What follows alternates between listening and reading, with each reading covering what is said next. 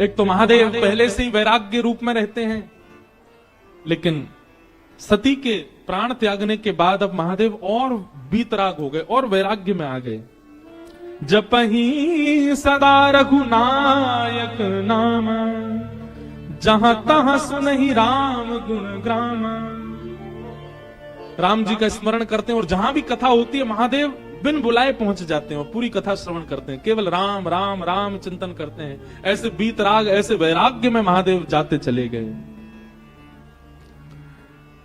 ऐसे ही चलते चलते चलते बहुत समय निकल गया। बंधुओं, गोस्वामी जी महाराज आगे जो वर्णन कर रहे हैं उस भाव को पढ़कर के एक मन में भाव आता है। हम भजन की श्रेष्ठता किसमें मानते हैं? हम भजन की श्रेष्ठता मानते हैं कि हमारे भजन से हम जिसका भजन कर रहे हैं वो प्रकट हो जाए। हम इसी को भजन की श्रेष्ठता मानते हैं। राम जी का इतना स्मरण किया, इतना ध्यान किया महादेव ने। प्रगटे राम कृतज्ञ कृपाला, प्रगटे राम कृतज्ञ कृपाला। कैसा रूप?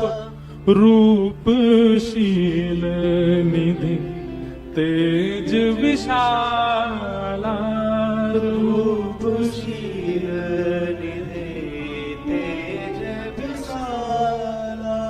बहु प्रकार शंकरी सराहा, बहु प्रकार शंकराई सराहा। तुम बिन सव्रत को निर्वाह, तुम बिन व्रत को निर्वाह। सती के जाने के बाद महादेव ने ऐसा व्रत किया, ऐसा तप किया, ऐसा स्मरण किया राम जी का कि राम जी को प्रकट होना पड़ा। प्रसन्न मुद्रा में श्री राम जी प्रकट हो गए महादेव के सामने। आगे जो हुआ वो अद्भुत है।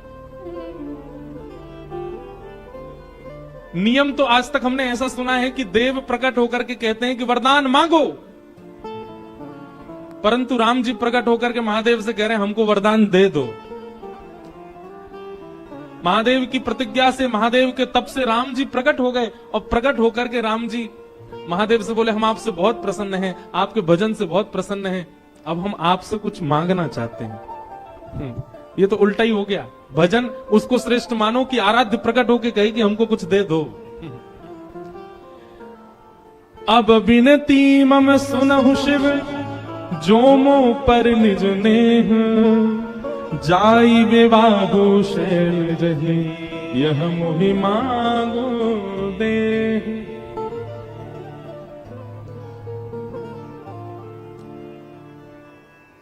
कितनी अच्छी बात। हमने ठाकुर जी की इतनी आराधना की, हमने गिरधर लाल की इतनी आराधना की कि श्री गिरधर लाल जी प्रकट है करके हमसे मांग रहे हैं। परब्रह्म देने के लिए संसार को आते हैं, पर जब प्रेम से कोई पुकारता है तो परब्रह्म देने नहीं आते, मांगने आते हैं। कुछ मांगो। राम जी मांग रहे हैं, हे शंकर जी आपने इतनी तपस्या की, मैं बहुत प्रसन्न हूं, अब मुझे कुछ दे दीजिए। शंकर जी हंसने लगे, बोले क्या आपको क्या दूं, आपके पास तो सब कुछ है। बोले बस हम कुछ मांगना चाह रहे हैं, वो हमको दे दीजिए। बोले क्या चाहिए? बोले जाई विवाहु शैलजा, हिमाचल की पुत्री, हिमालय की पुत्री पार्वती जी से आप जाकर के विवाह करो। बस यही वरदान हमको दे दीजिए कि हम इन नेत्रों से आपका विवाह देखना चाहते हैं, आप जाकर के विवाह कीजिए। शंकर जी जैसे ही राम जी के वचन सुने, वचन सुनकर के शंकर जी ने कोई दूसरा विचार मन में आया नहीं। मात पिता गुरु प्रभु की वाणी, विनहि विचार करिए शुभ जाने। गोस्वामी जी कहते हैं माता पिता गुरु की आज्ञा का पालन करना एक बात है, पर माता पिता गुरु की आज्ञा को शुभ जान करके पालन करना ये विशेष बात है। पिताजी कह रहे हैं ऐसा करो, मां कह रही है ऐसा करो, गुरु कह रहे हैं ऐसा करो। अब उनने कहा है करना तो पड़ेगा। वो आपको भार नहीं लगना चाहिए कि माता पिता ने कहा मुझे करना पड़ेगा। यहां पर एक शब्द जोड़ दिया गया, शुभ जानी। मां यदि कह दे ऐसा करो तो उसमें अपना शुभ ही जानिए कि नहीं ऐसा करूंगा तो ही मेरा शुभ होगा।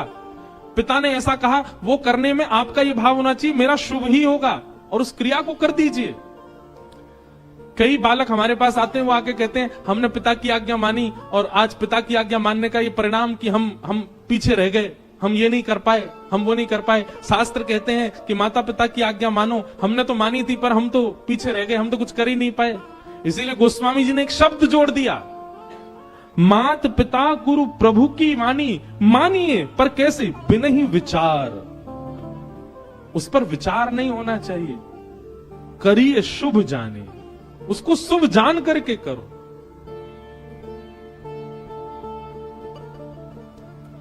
एक नगर के एक सेठ जी, बहुत धनवान संपन्न, सबसे बड़े सेठ थे एक नगर के। एक दिन अपने पुत्र को डांट रहे थे, बोले इतना बड़ा होता जा रहा है, तेरे को धन कमाना नहीं आता, धंधा करना नहीं आता, व्यापार करना नहीं आता। अरे बुद्धिमान व्यक्ति होता है, शुद्धि व्यक्ति होता है तो मरे हुए चूहे से भी धन कमा लेगा, और तेरे लिए सब कुछ बना के खड़ा कर दिया। अब भी तू इसका व्यापक नहीं कर पा रहा, इसको और विस्तृत नहीं कर पा रहा। तभी सेठ जी के घर में काम करने वाली एक उनका बेटा भी वहीं खड़ा था। सेठ जी की बात सुन रहा था। सेठ जी कह रहे थे, बोले विवेकी व्यक्ति मरे हुए चूहे से भी धन कमा लेगा। काम करने वाली के पुत्र ने मन में विचार किया, इतने बड़े नगर के सेठ, इतने धन कमाने वाले सेठ जी कह रहे हैं मरे हुए चूहे से धन कमाया जा सकता है, तो जरूर इनकी बात में सत्यता होगी। उस बालक ने क्या किया, संकेत ही कर रहे थे, मरा हुआ चूहा कहीं पड़ा था। उस बालक ने वो चूहा उठा लिया, दासी के पुत्र ने, और उस पर विचार नहीं किया कि इससे पैसा कैसे कमाना। सेठ जी ने कहा इससे पैसा मिलेगा तो मिलेगा, और लेकर के चूहा वो चलने लगा। हम आपको ये बात बताना चाह रहे हैं कि बड़े जनों की बात पर अगर आप बिना विचार किए केवल विश्वास कर लेते हैं तो उसका परिणाम क्या होता है। दासी पुत्र चूहा लेकर के आगे जाने लगा। इतने में आगे से एक और सेठ जी आ रहे थे, उनकी बेटी साथ में थी। बेटी की गोद में बिल्ली लगी थी, और बिल्ली जो है वो खोंचा मार रही थी, भूख लग रही थी उसको। बेटी ने अपने पिता से कहा, मेरी बिल्ली बहुत भूखी है, देखो अब जल्दी घर पहुंचना है पिताजी, ये बहुत खोंचा मार रही है मुझे। तभी देखा सामने से एक छोटा सा बालक हाथ में मरा हुआ चूहा लेके आ रहा है। तो उन सेठ जी ने बालक को रोका, बोले सुनो, हम तुमको 10 रुपया देंगे, तुम ये मरा हुआ चूहा दे दो, हमारी बेटी की बिल्ली भूखी है। और जेब से 10 रुपया निकाल के बालक को दे दिए, मरा हुआ चूहा बिल्ली खा गई। बालक समझ गया, बोले सेठ जी ने कहा था, और उनके कहने से देखो मरे हुए चूहे से मैंने 10 रुपए कमा लिए। आगे कथा बहुत बड़ी है कि फिर उस बालक ने 10 रुपए से कुछ लकड़ियां खरीद ली। उन लकड़ियों की जरूरत किसी यज्ञाचार्य को थी, उसको जाकर के बेच दी, वहां से 100 रुपया कमा लिए। उसने और लकड़ी खरीद ली, लकड़ी का पूरा एक भंडार बना लिया, जिन जिनको आवश्यकता होती बेचने लग गया। एक दिन उन्हीं सेठ जी के माता जी की मृत्यु हो गई, उनके अंतिम संस्कार के लिए लकड़ी चाहिए थी, पर इतनी वर्षा हो रही थी कि कहीं सूखी लकड़ी मिली नहीं। तभी ढूंढते ढूंढते लोग इस बालक के पास आ गए। अब ये बड़ा हो चुका था, इसने कुछ लकड़ियों को वर्षा से संभाल के रखा था। लकड़ी मांगी तो इसने बहुत दाम मांगे, बोले कि इतना पैसा दोगे तो दूंगा, नहीं तो नहीं दूंगा, क्योंकि इतने दिनों से बहुवृष्टि हो रही है, बारिश की, लकड़ियों का अभाव है। जो दाम उसने कहा वो दाम सेठ जी ने दिया। बोले हमारी माँ का अंतिम संस्कार होना, तू बोल, तो उतने खूब ऊंचे दाम मांगे और माँ का संस्कार कर दिया सेठ जी का। उस दाम से उसने लकड़ी का सबसे बड़ा व्यापारी बन गया। तो वही बालक एक दिन जब बहुत बड़ा व्यापारी बना तो बेटा बेटा सोचने लगा, कहां मैं एक दासी का पुत्र था, आज मैं सबसे बड़ा व्यापारी हूं। ये सब प्रारंभ कहां से हुआ? तब उसने सोचा, ओहो, वो सेठ जी जिनके यहां मेरी मां काम करती थी, वो अपने बालक को डांट के कह रहे थे कि चूहा से, मरे हुए चूहा से धन, वहीं से मैंने सबसे पहली कमाई मेरी वहीं हुई थी, 10 रुपया कमाए थे मैंने। आज अपने गुरु जी को प्रणाम करके आऊं। और बालक सोने का चूहा बना करके ले गया, छोटा सा। और सेठ जी के पास गया, उनके चरणों में रख करके बोला, जय हो मेरे गुरुदेव, आपके एक वचन का मैंने बिना विचार किए पालन किया, विश्वास करके पालन किया, आज मैं पूरे विश्व का, नगर का राजा बन गया हूं आपकी कृपा से। कहने को एक कथा है, पंचतंत्र की कथा है, छोटे बच्चों को पढ़ाने वाली कथा है, पर इसमें बहुत विशेष बात है। हम व्यासपीठ पे बैठ के, रामेश्वरम तीर्थ में बैठ करके कह रहे हैं। वैसे तो यहाँ बच्चों की संख्या कम है, पर हमको सुनने वाले बच्चे ऑनलाइन बहुत ज्यादा हैं, उनसे हम कहना चाह रहे हैं, गोस्वामी जी की इस बात को देखिए। मात पिता गुरु प्रभु की वाणी, विनही विचार करिए शुभ जानी।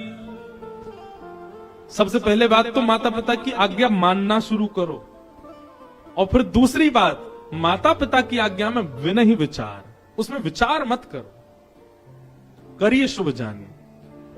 अरे जिन राम के देश में हम रहते हैं, दशरथ जी की आज्ञा मान करके तुरंत चल दिए, पिता आज्ञा प्रधान है, निकल पड़े।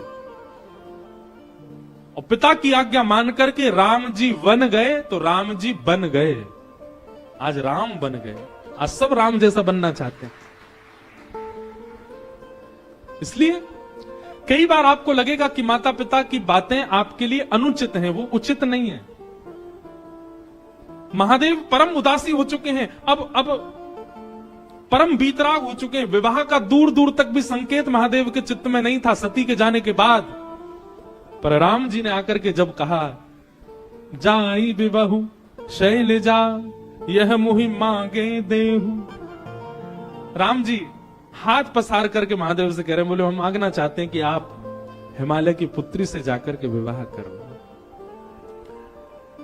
सुनते ही महादेव खड़े हो गए, बोले आपकी जो आज्ञा, आप जो कहेंगे करेंगे, उसमें कोई किंतु परंतु वाली बात नहीं, हम करेंगे विवाह।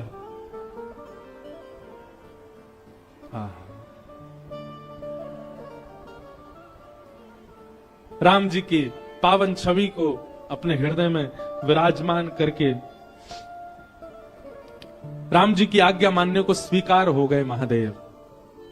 सप्त ऋषियों को बुलाया और सप्त ऋषियों को बुला करके कहा कि राम जी ने एक कन्या ढूंढी है हमारे लिए, हिमालय की पुत्री है, आप जाकर के उसकी प्रेम की परीक्षा लेकर के आओ, कैसी है।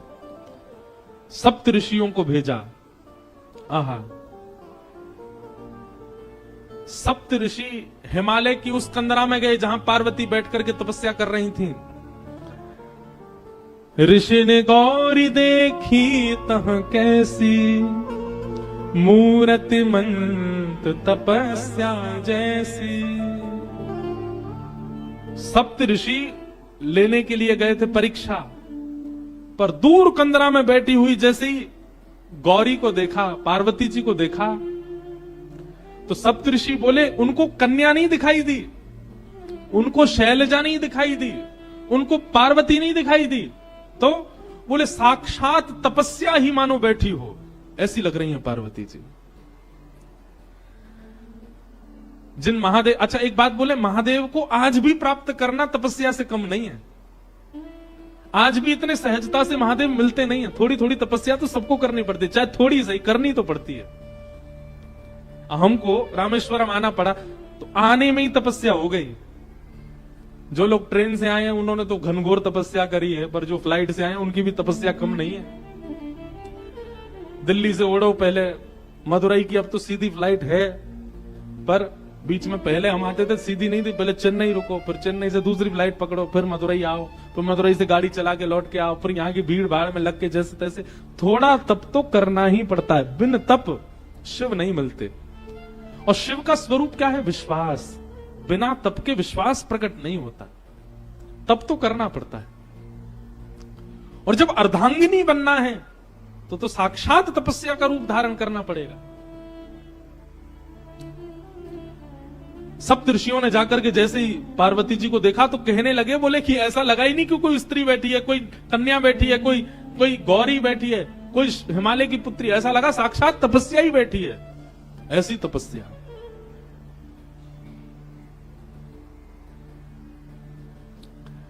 सप्त ऋषियों ने पहले तो देख करके आनंदित हो गए, लेकिन कहा कि महादेव की आज्ञा है, जाकर के इनकी परीक्षा लें। सप्त ऋषियों ने जाकर के परीक्षा ली। बोले बताओ ए कन्या, तुम यहां बैठ करके क्यों तपस्या कर रही हो? तुम्हारी तपस्या का कारण क्या है? पार्वती जी कह रही हैं,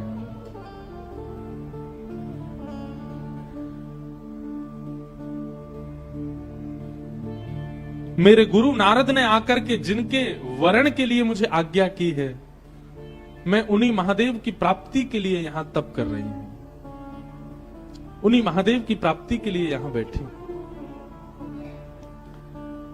पार्वती जी की बात सुनकर के सप्तऋषि हंसने लगे। बोले किनसे ब्याह करना चाहती हो? बोले महादेव से। बोले वो महादेव जिनका रहने का ठिकाना नहीं, खाने का ठिकाना नहीं, पीने का सोने का ठिकाना नहीं, भभूति रमा करके जो रहते हैं, भूत प्रेतों के बीच जो रहते हैं, अरे जिनके ऊपर छत भी नहीं है, आकाश ही जिनकी छत है, ऐसे महादेव जिनके खुद के पहनने के वस्त्र दूसरे नहीं होते, उनसे तुम ब्याह करना चाहती हो? भूखी रह जाओगी, भोजन तक नहीं मिलेगा तुमको। कैलाश में रहते हैं, इतनी शीतल हवा चलती है वहां, ओढ़ने के लिए कंबल तक नहीं मिलेगा, भोजन करने के लिए अन्न तक नहीं मिलेगा। महादेव की जितनी अप्रशंसा हो सकती थी, ऋषियों ने महादेव की आज्ञा से की पार्वती जी के सामने। उनसे ब्याह करने का क्यों मन बनाती है? हमने तुम्हारे लिए उचित वर देखा, तुमने तपस्या तो की, तुम्हारा तप व्यर्थ नहीं जाएगा, हमने तुम्हारे लिए एक उचित वर देखा है, उससे तुम्हारा ब्याह करा देंगे। सप्तऋषि बोले हमने तुम्हारे लिए देखा श्रीपति नारायण, शंख चक्र गदा पद्म नारायण, वैकुंठ निवासी, दूषण रहित सकल गुण राशि, श्रीपति पुर वैकुंठ निवासी। हे पार्वती, तुम्हारे लिए हमने सुयोग वर देखा, जैसा तुम्हारा रूप स्वरूप है, तुम जिनके बगल में खड़ी होकर के बिल्कुल सुसज्जित लगोगी, वो तो श्रीपति नारायण हैं, उनसे तुम्हारा ब्याह करा दे। श्रीपति नाम सुनते ही पार्वती जी हंसने लगी। वाह, हे ऋषियों, आप सबको मैं प्रणाम करती हूं। आपने अभी अभी कहा श्रीपति, श्री यानी कि लक्ष्मी, और उनके जो पति हैं, मतलब जो पहले से ही विवाहित हैं, आप उनसे हमारा विवाह करवाना चाहते हो? आप हमको आकर के मार्ग दिखा रहे हो कि कलेश करवाना चाह रहे हो? मतलब हम विवाह करके वहां वैकुंठ में जाएं और फिर श्री यानी कि लक्ष्मी और हमारे बीच में विवाद ही बना रहे? क्षमा करें, इस तप के बल हमको वो सब नहीं चाहिए। नारद वचन न मैं परिहरऊ, बसऊ भवन उर्जरो नहीं डरहु, गुरु के वचन प्रतीत न जये, सपने हूं सुगम न सुख निधते। पार्वती जी कह रही हैं, मुझे अपने गुरु पर बहुत भरोसा है। मेरे गुरु ने मेरे लिए जो चुना है, वो चाहे अब जैसा हो, मैं उसी के साथ रहूंगा। जो गुरु आज्ञा पर भरोसा नहीं करता, गुरु आज्ञा का पालन नहीं करता, उसको सपने में भी कभी उसका सफल नहीं हो सकता, उसका कभी मनोरथ सिद्ध नहीं हो सकता। मुझे अपने गुरु पर बहुत भरोसा है। भरोसो दृढ़ इन चरणन के। बंधुओं, ये बातें ना आप लोग कथा में तो खूब भाव से सुनते हो, पर पालन नहीं करते, ये बात हम जानते हैं। हम लोग सारे नियमों का पालन कर लेते हैं, लेकिन विश्वास नहीं रखते ठाकुर के प्रति, गुरु के प्रति। जिन उमा पार्वती को आप देख रहे हैं, ये पार्वती जी को जाकर के आप कुछ मांगे चाहे ना मांगे, आज मेरे कहे से जाइएगा, महादेव का केवल दर्शन कीजिएगा, मांगने के लिए पार्वती जी के सामने जाइएगा और झोली फैला करके कहिएगा, माता पिता गुरु और शास्त्रों के प्रति हमारा अखंड विश्वास प्रकट हो। हे पार्वती जी, ये वरदान हमें प्रदान कर, क्योंकि विश्वास की साक्षात प्रदाता आप हैं। आजकल की माता जी होती तो अब तक सप्त ऋषियों की बात सुनकर के श्रीपति से ब्याह कर लिया होता। आजकल की माता जी तो ये सोचती है, ठीक है, श्री को हम देख लेंगे, हम ही अधिपत्य संभालेंगे वैकुंठ में, ऐसे के संग थोड़ी रहेंगी जिसकी इतनी निंदा कर रहे हैं सब लोग। अरे कहां तक कहें, पार्वती जी ने पहले तो गुरु विश्वास को अटल दिखाया कि मेरे गुरु के प्रति भरोसा है, वो जैसे भी चुन के लाएंगे मैं उनसे ब्याह करने को तैयार हूं। आहा, और यह पंक्ति तो इतनी अद्भुत है पार्वती जी की। जन्म कोटि लगी रगर हमारी, जन्म कोटि लगी रगर हमारी, वरऊ शंभु नत रहूं कुवारी, वरऊ शंभु नत रहूं कुवारी, जन्म कोटि लगे रगर हमारी, जन्म कोटि लगे रगर हमारी। पार्वती जी कह रही है कि अब मैंने ये हट कर लिया है और इस जन्म नहीं, कोटि जन्मों तक मेरा यही हट रहेगा। क्या? वरऊ शंभु, या तो मैं शिव से ब्याह करूंगी, नहीं तो रहूं कुंवारी, नहीं तो कुंवारी रहूंगी मैं। और केवल इतना ही नहीं, तजऊ न नारद करा उपदेशु,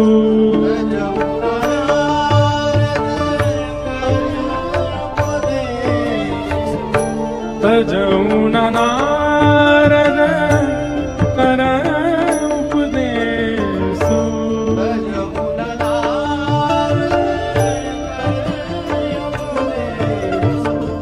आप कहीं सत बार महेशु, आप कहीं सत बार महेशु, जन्म कोटि रगर हमारी, जन्म कोटि रगर।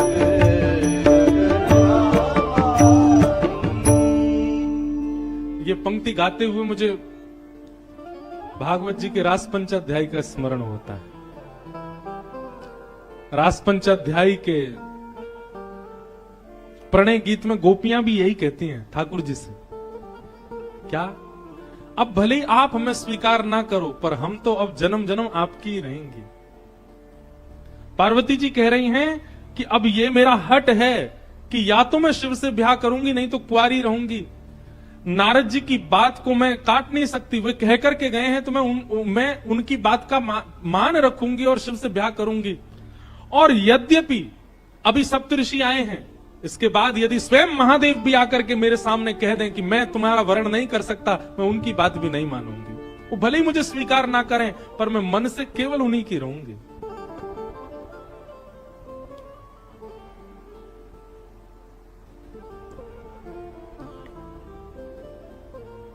एक बात हम कहते हैं,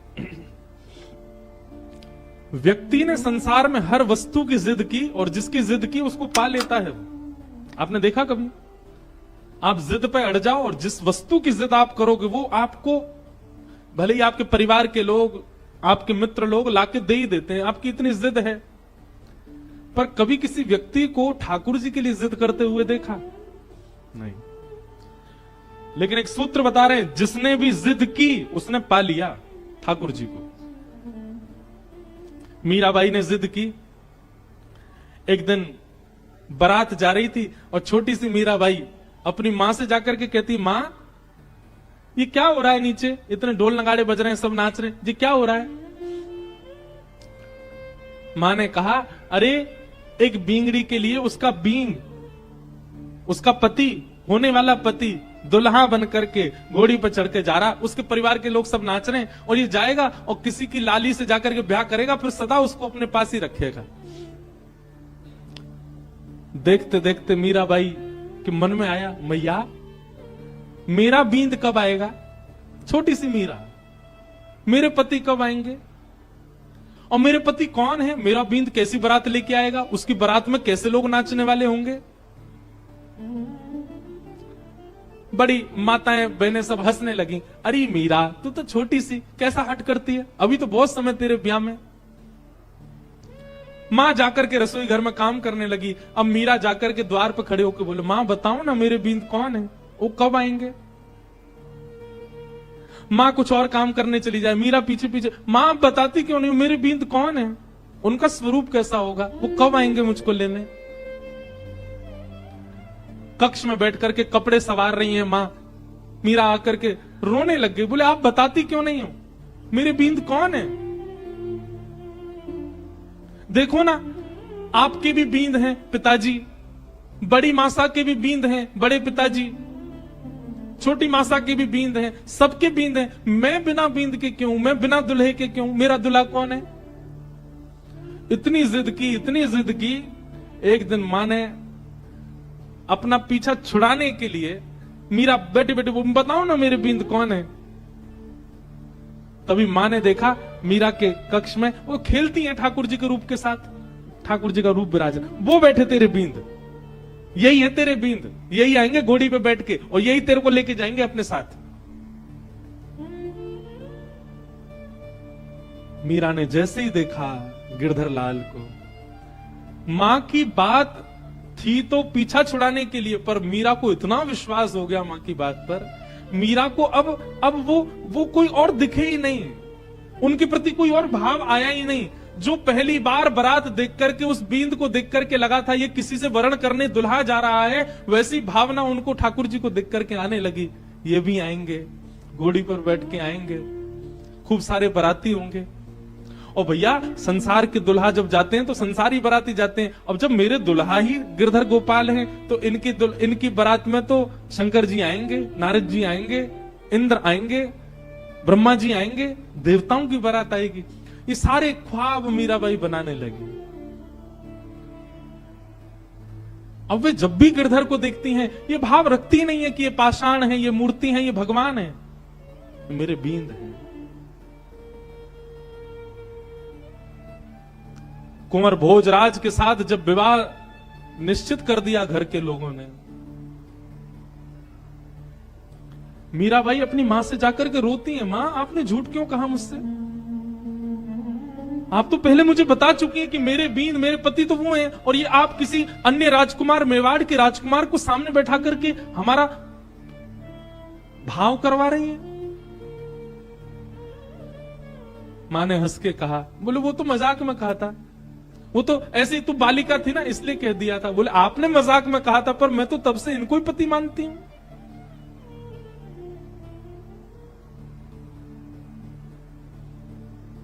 मीराबाई ने भोजराज से इस बात को स्पष्ट कर दिया विवाह से पहले ही, क्षमा करिएगा पर परिवार के लोग कह तो रहे कि मैं आपसे विवाह करूं, पर मेरा विवाह हो चुका है गिरधर गोपाल के साथ, और हठ पूर्वक राजवंश की कन्या हूं। मेरा विवाह यदि आपसे करा भी दिया गया तो एक पत्नी जो क्रिया पति के लिए करती है, भोजन बनाना, उसका ध्यान रखना, उसके साथ रहना, उसके वंश का वर्धन करना, ये सब मैं नहीं कर पाऊंगी। मैं इस योग्य नहीं हूं, मैं इस लायक नहीं हूं, मैं आपको पहले ही बता रही हूं, ताकि आप ही मना कर दीजिए कि मुझसे आपका ब्याह हो।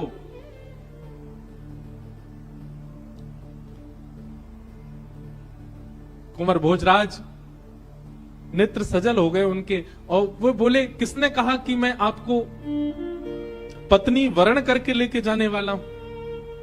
ये तो संसार को दिखेगा कि मैं आपसे ब्याह करूंगा, आप उन्हें पत्नी मान करके लेके जाऊंगा, पर वास्तव में तो हमारे मेवाड़ में राजा खूब हैं, शत्रु खूब हैं, कोई भक्त नहीं है, इसलिए एक भक्त को ले जाने के लिए आया हूं। और भले उसके लिए बहाना विवाह ही क्यों ना बने, हमारे मेवाड़ की भूमि धन्य हो जाएगी यदि आप मेरी पत्नी बनकर के चलेंगी। एक भक्त का पदार्पण मेवाड़ में हो जाएगा तो मुझे निश्चित है भक्त आएंगे तो ठाकुर को आना पड़ेगा। मैं इसलिए आपसे विवाह कर रहा हूं।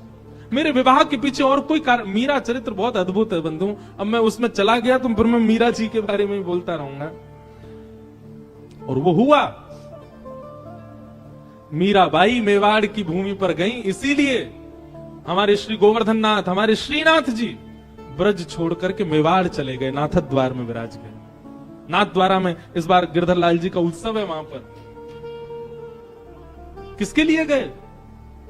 क्योंकि मीराबाई घूमी है मेवाड़ में, वो चरण पधरा के आ चुकी है मेवाड़ में, इसलिए गए ठाकुर जी। अजब कुमारी के लिए गए मेवाड़। मीराबाई का जब ब्याह होना था ना, अगले दिन ब्याह होना है, रात्रि में ही मीराबाई ठाकुर जी को हृदय से लगा के सो रही हैं, रो रही हैं। मैं आत्मा से तो आपकी हो चुकी हूं, पर मेरे तन का विवाह माता पिता कहीं और कर रहे हैं। लेकिन बस एक बार आपसे प्रार्थना करके ये जानना चाहती हूं, आप मेरे तन को भी स्वीकार कर लीजिए ना, कोई और स्वीकार कर, उससे पहले एक बार आप कर लीजिए ना।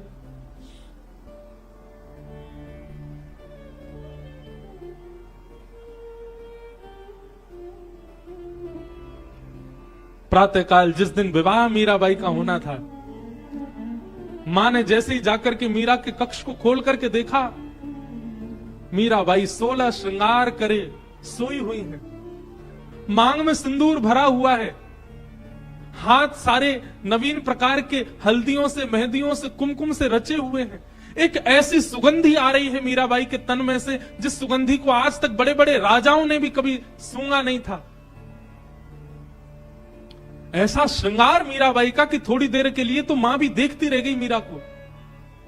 और मीराबाई के विवाह का जोड़ा जो उनको पहनना था, वो तो यथावत दूर कहीं रखा था। वह जोड़ा भी ऐसा था कि मेड़ता और मेवाड़ में आज तक किसी राजकन्या ने ऐसा जोड़ा नहीं पहना था। लेकिन उस जोड़े को भी लज्जित करने वाला जोड़ा मीराबाई ने पहले ही पहन रखा है और पहन करके लेटी हुई है। मां ने जाकर के मीराबाई को उठाया, मांग में सिंदूर, पैरों में महावर लगे हैं, एक नया जोड़ा पहन रखा है, गले में मंगलसूत्र, विवाह हो गया मीरा का, मानो इस अवस्था में पड़ी है। जैसे ही होश में आई, उठी मीराबाई। मां ने पूछा, मीरा ये तुम क्या कर रखा है, तेरे मांग में सिंदूर कहां से आ गया? अपने वस्त्र से मिटाने लगी। मीराबाई ने हाथ पकड़े, नहीं मां ये मत करो। पैर के महावर छुटाने लगी, हाथ की हल्दियां मिटाने लगी। मीराबाई अपने आप को समेट के किनारे ले गई, मां ये सब मत करो। मैंने कहा था ना, गिरधर गोपाल मेरे पति हैं और मेरा उनसे ब्याह हो गया, कल मेरा ब्याह हो गया। मीराबाई की मां कहती हैं, फालतू बातें मत कर, तेरा ब्याह हो गया। अरे ब्याह हुआ, किसी ने देखा? केवल अपनी मन की बातें बोलती रहती है। किसी ने देखा तेरा ब्याह? मीराबाई कहती है, संसार के ब्याह को तो 10 लोग, 50 लोग, 100, 200, 1000 लोग देखते होंगे, मेरे ब्याह को तो 56 करोड़ देवताओं ने देखा। 56 कोटा जना पधार्या। मेरे पतिदेव की बारात में 56 करोड़ बाराती आए थे। 56 कोटा जना पधार्या, दुल्हो श्री ब्रजनाथ। दुल्हा बनकर के मेरे ठाकुर जी आए थे, मेरा ब्याह हो गया। अब मां, ये तन, ये मन, ये आत्मा सब कृष्ण की हो चुकी है। अब मुझे इसके लिए कोई और परवाह, अब तुम चाहे जहां मुझे भेज दो, मेरा ब्याह तो हो चुका है। अब ब्याह का केवल आप नाटक करके भले ही मुझे कहीं भेज दो, मेरा ब्याह हो चुका है। अब मुझे कोई परवाह नहीं। ब्याह के दिन कन्या इतनी उदास रहती, पर मीराबाई आज बड़ी प्रसन्न है। विदाई में रोई भी नहीं मीराबाई। क्यों? प्रसन्नता है, कृष्ण से मेरा ब्याह हो गया।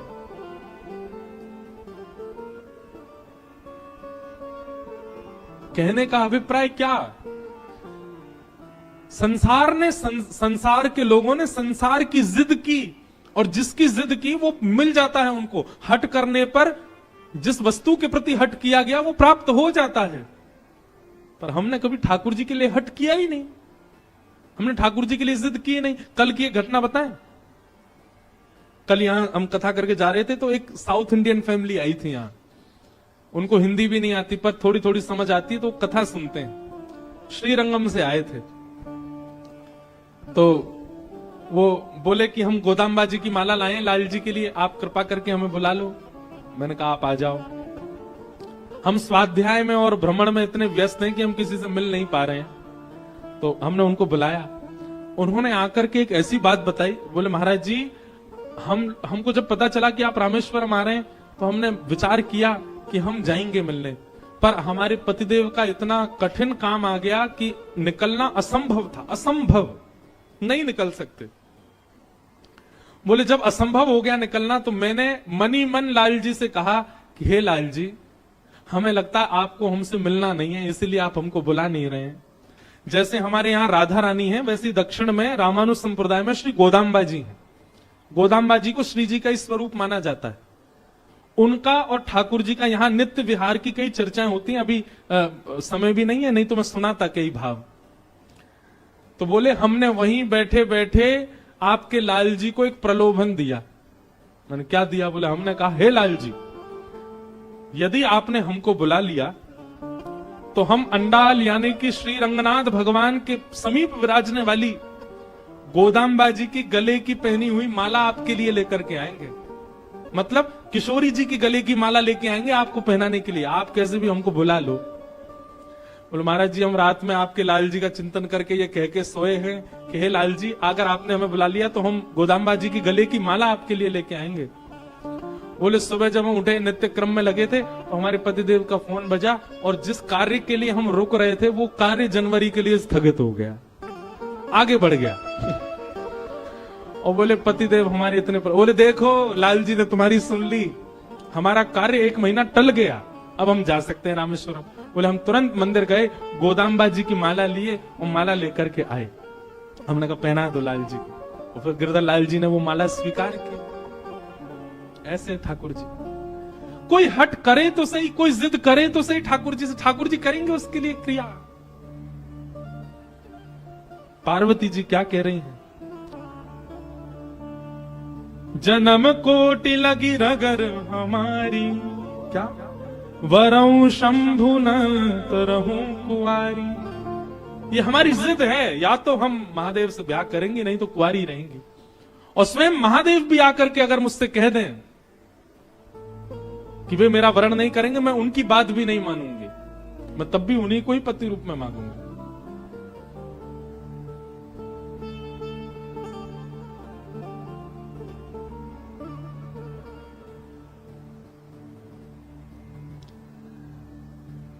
सप्त ऋषियों के पैरों में पड़ गई पार्वती जी, और पैरों में पड़ करके बोली अब हम आपसे प्रार्थना कर रही हैं कि आप सब हमको जिद करके हमारे तप को रुकवाइए मत, आप सब लोग अब प्रस्थान करो। उसी काल में बंधुओं एक तारकासुर नाम का एक दैत्य था, जिसने देवताओं की नाक में दम कर रखा था, देवताओं का वध करने के लिए तत्पर हो रहा था। सबने जाकर के पूछा कि ये तारकासुर मरेगा कैसे? तब किसी ने बताया, बोले कि भैया इसको मारने का एक ही उपाय। बोले क्या? शंकर जी का यदि पुत्र जन्म ले और वो इसको मारे, उसी के हाथों ये मरेगा। देवता सब सोचने लगे ये कैसे होगा, शंकर जी तो परम वीतराग होकर के बैठे, उनका ब्याह कैसे होएगा? वो तो ब्याह करना दूर दूर तक उनका कोई संभावना नहीं। तब ब्रह्मा जी ने कहा देवता आप सब लोग अब प्रयोजन करो, कैसे भी करके शंकर जी का मन बनवाओ, उनका मन बनेगा तो ही तारकासुर का वध हो सकता है।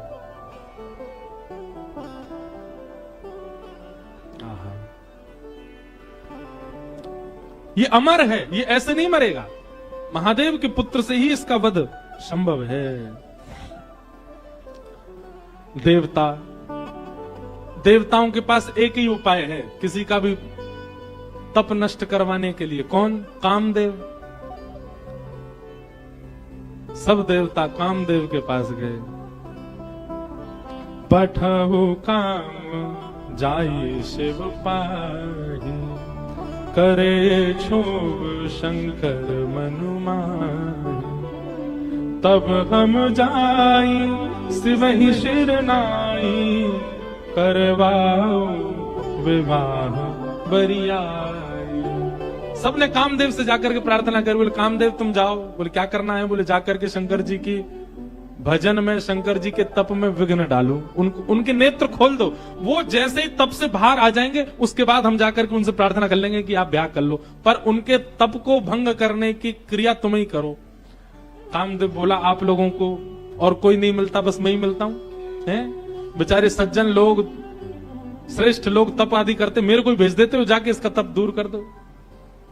देवता सब कहने लगे हम देवता, तुम ये सोचो ना, तुम्हारा बलिदान 33 कोटि देवताओं का लाभ करता है, पूरे ब्रह्मांड का लाभ करता है। एक बात कहते हैं बंधुओं, बुरा नहीं मानिएगा, काम दैत्य नहीं है, काम देव है।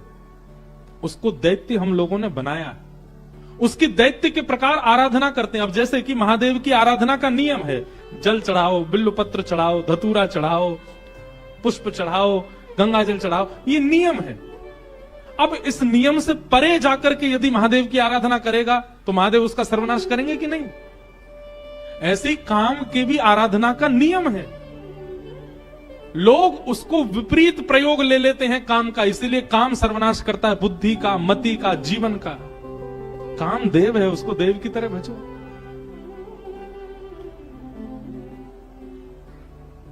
सब देवताओं ने जाकर के कहा, हे कामदेव तुम जाओ और जाकर के महादेव के तप को भंग करो।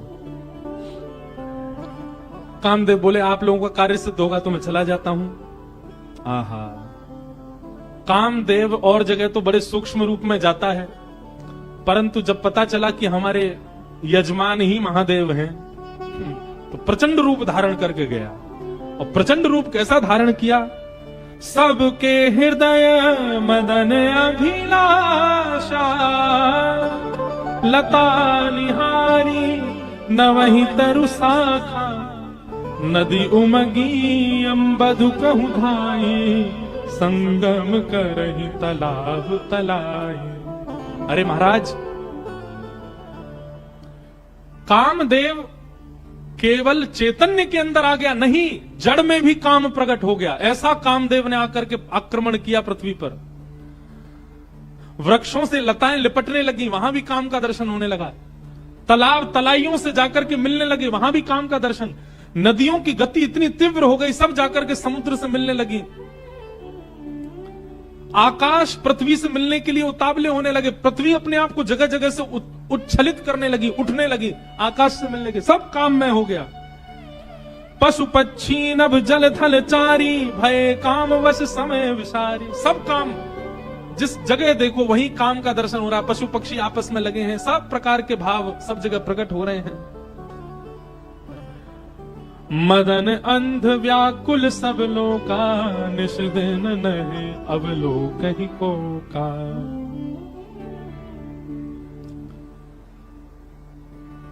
पुरुषों को अपने अलावा पूरी सृष्टि स्त्री में लगने लग गई, और स्त्रियों को अपने अलावा पूरा विश्व पुरुष में लगने लगा।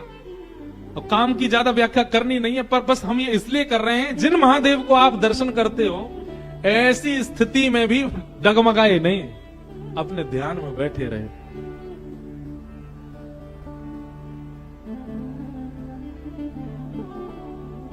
आहा, और सबसे सुंदर चौपाई क्या, सबको अस्त व्यस्त कर दिया कामदेव ने।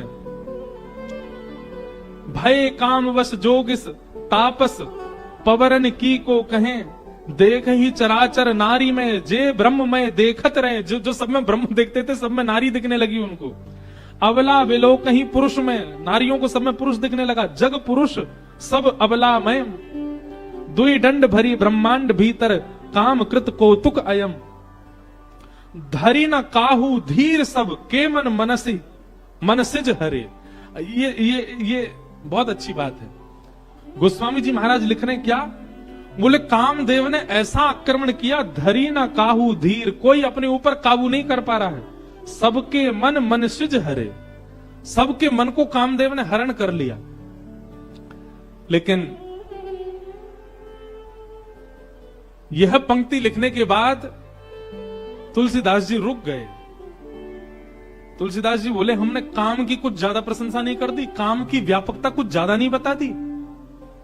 अरे हमने ये तक लिख दिया कि कामवश जोगिस तापस परवनी किनको कहें।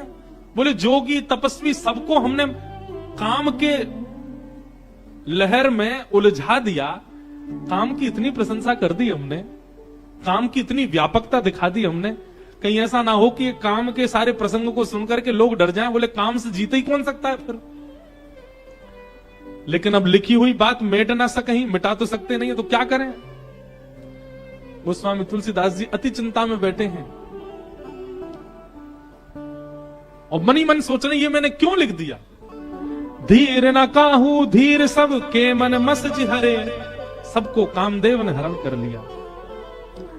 गोस्वामी तुलसीदास जी महाराज चिंता करते करते करते सो गए।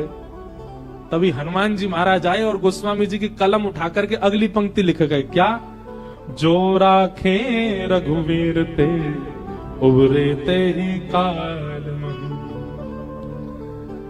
हनुमान जी महाराज लिख करके गए और सुबह उठते ही गोस्वामी जी ने स्नान ध्यान करके जैसे पुनः लिखने के लिए कलम उठाई तो क्या देखा, गोस्वामी जी जिस पंक्ति पर अत्यंत चिंतित हो गए थे कि काम ने सबको अपने वश में कर लिया, अब इससे आगे क्या लिखूं मैं। हनुमान जी नीचे लिख करके गए हैं, बोले लेकिन जिनके हिये में साक्षात राम जी विराज रहे हैं, काम उनका स्पर्श भी नहीं कर पाएगा, काम उन पर प्रभाव नहीं कर पाया, प्रहार नहीं कर पाया। अरे जिनके चित्त में राम निवास करते हैं वो तो काल के मुख से निकल के आ जाते हैं।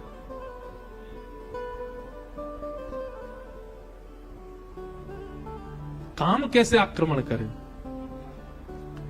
सब जगह काम ने अपनी व्यापकता बिछा ली। अब कामदेव हिमालय की ओर गया, कैलाश पर गया और कैलाश पर जाकर के भी ऐसी सुंदर सुगंध उत्पन्न होने लगी, सुंदर सुंदर पुष्प होने लगे, जिनसे भी काम प्रकट हो जाए वो सारा वातावरण पूरे विश्व में प्रकट कर दिया। ऐसा प्रचंड काम प्रकट हुआ, लाखों वर्षों से तप कर रहे जोगी तपी भी अपने आप पर काबू नहीं कर पा रहे हैं। लेकिन शिव ही विलोकई ससंके उमारू भयउ जथाथित सब संसार। सबको अपने वश में करने वाला कामदेव जैसे ही हिमालय पर गया, कैलाश पर गया और कैलाश पर जाकर के जैसे ही उसने शंकर जी का दर्शन किया, शंकर जी को देखते ही काम भी उनके ऊपर मोहित हो गया। ऐसा सुंदर रूप, ऐसा सुंदर वदन, ऐसी सुंदर जटा, ऐसी शीलता, ऐसी सौम्यता, मानो कामदेव भी सामने बैठ गया और शंकर जी का दर्शन करने लगा। उनके रूप को देख करके कामदेव भी मोहित होने लग गया। एक बड़ा प्रसिद्ध आजकल गीत चलता है महादेव का, मुझे बहुत अच्छा लगता है।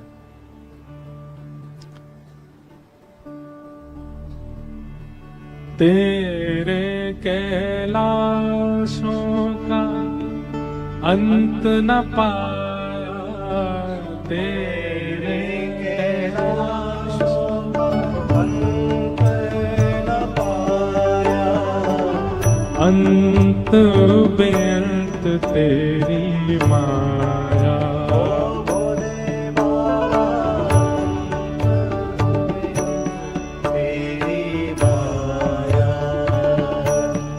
शिव कैलाशों के वासी, भौरी भारों के राजा, शंकर शंकर हरना।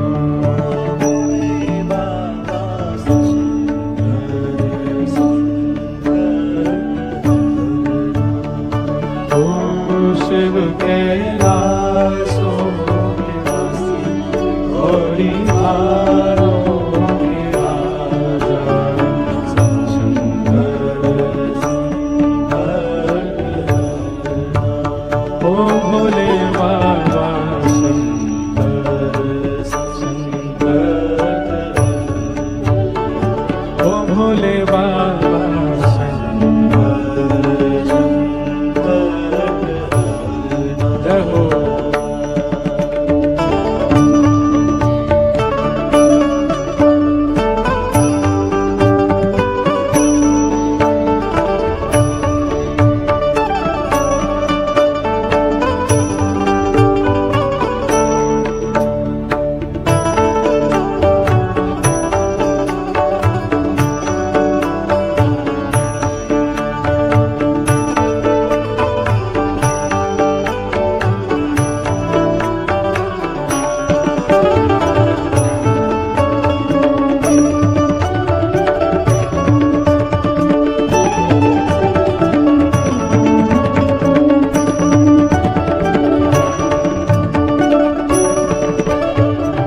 बेल की पत्तियां भांग धतूरा, बेल की पत्तियां भांग धतूरा, बेल की पत्तियां भांग धतूरा,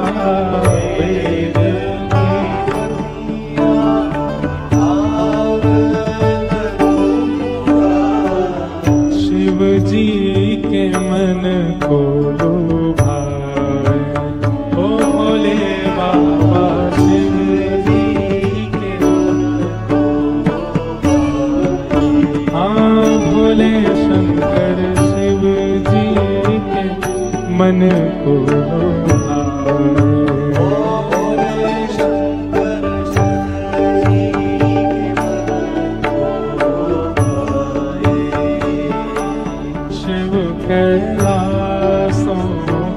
वासी धौरी हारों के राजा शंकर शंकर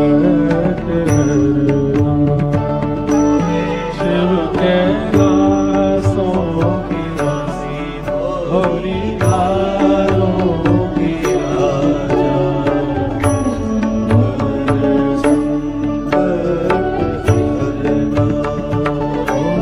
शिव कैलासों के वासी धौरी हारों के राजा शंकर संकट हरना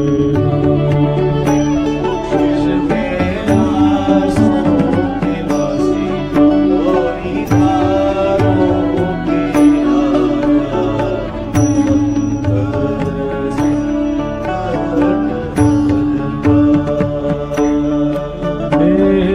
तेरे कैलाशों का अंत न पाया तेरे कैलाशों का अंत न पाया तेरे कैलाशों का अंत न पाया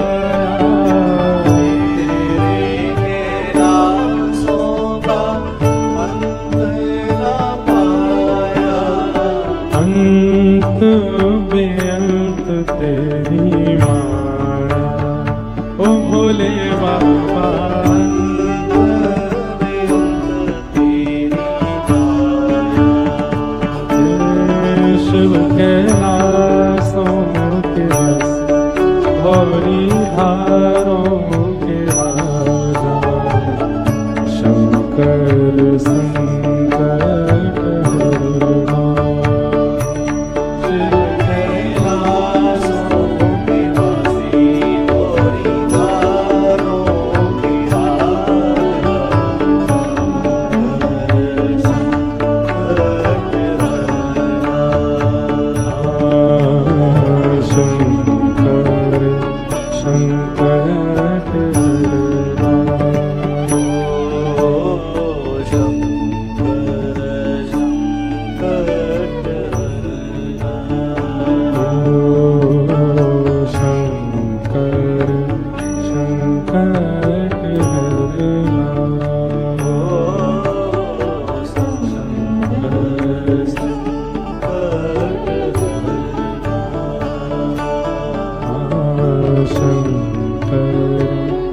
संकट हरना